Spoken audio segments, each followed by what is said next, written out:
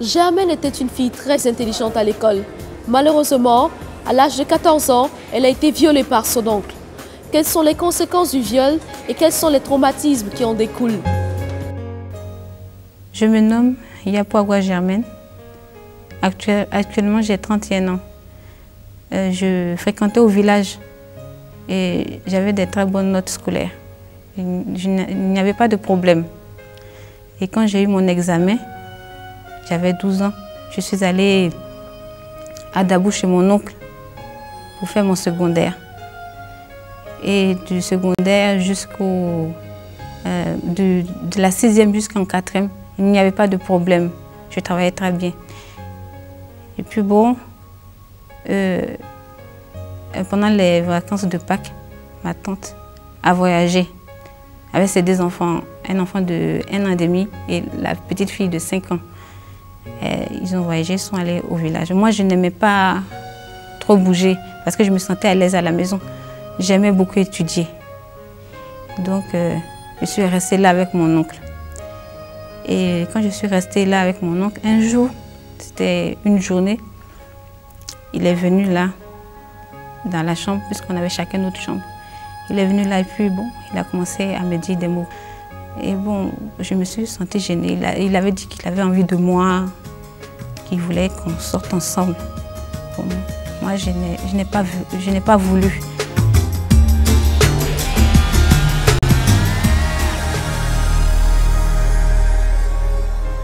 Je venais juste d'avoir 14 ans. Parce que j'ai eu 14 ans le 5 juillet. Donc, c'était juste après. Bon.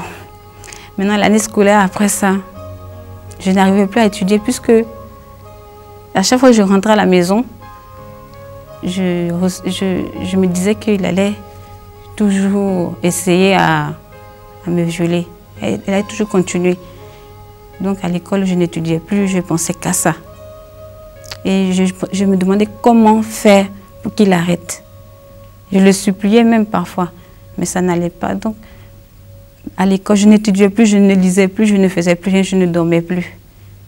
Ça m'a beaucoup travaillé. Parce que je n'avais pas l'idée même d'avoir des rapports sexuels tout de suite là, comme ça. Je me disais, être mariée et puis avoir des rapports, avoir mes enfants, avoir ma petite famille, c'était comme ça. Et puis tout a été mélangé.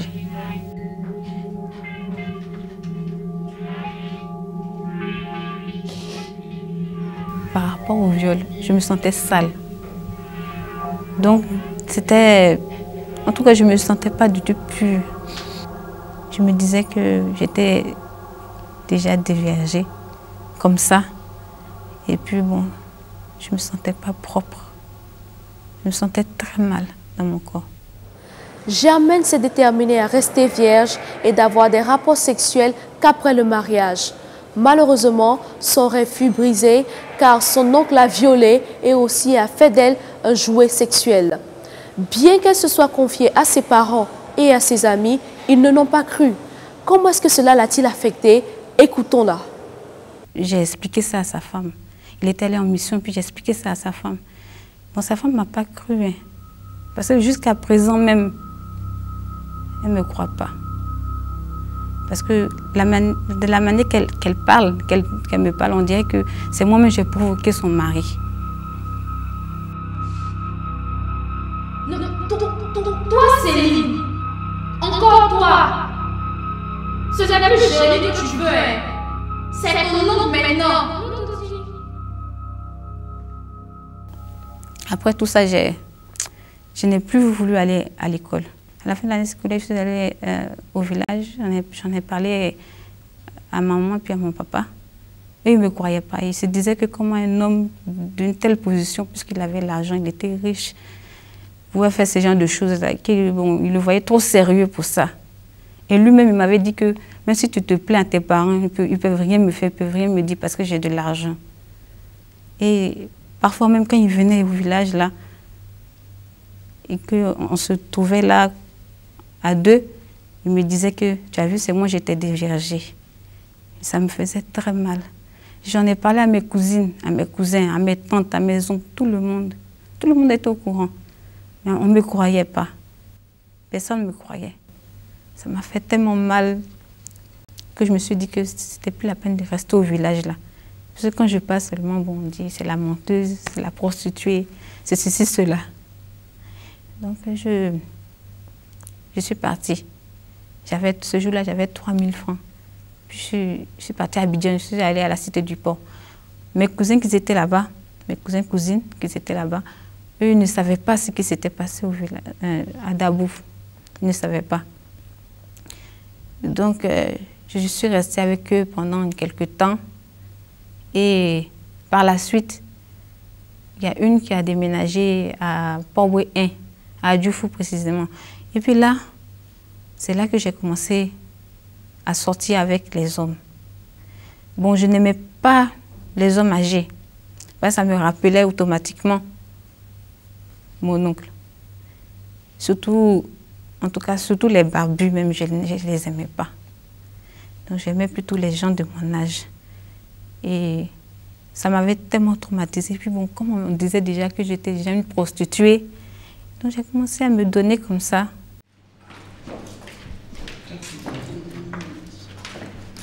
Pendant les sorties surtout, je pouvais rencontrer un homme, un jeune aujourd'hui, là comme ça, et puis aller sortir avec lui.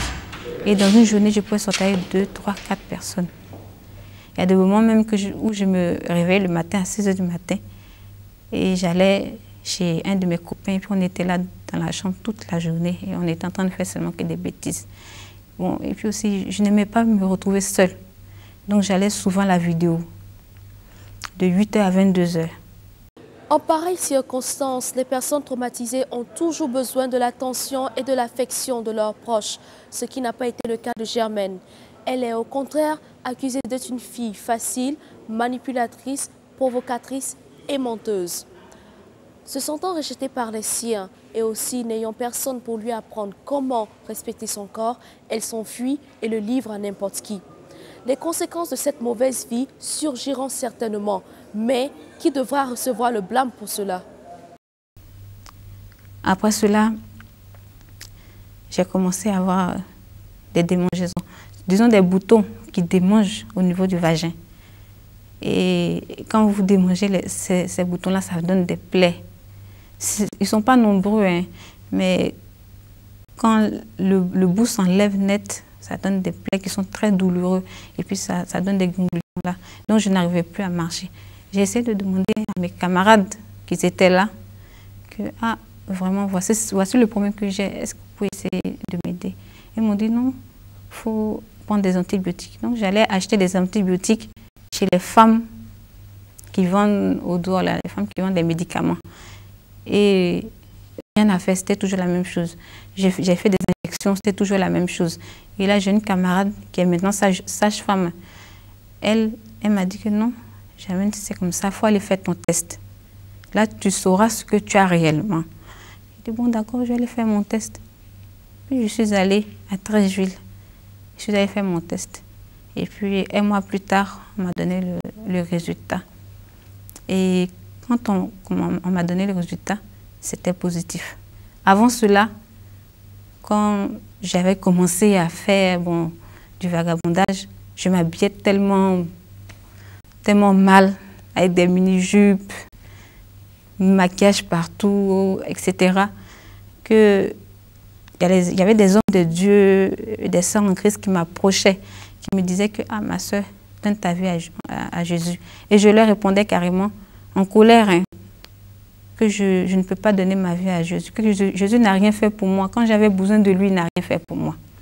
Il n'a rien fait du tout pour moi. Donc je ne peux pas donner ma vie à Jésus, ce n'est pas possible.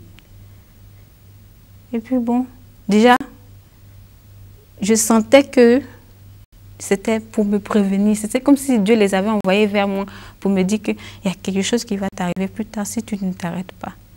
Mais je continuais. Et j'ai continué. Et puis voilà, j'ai eu la chose de ma séropositivité.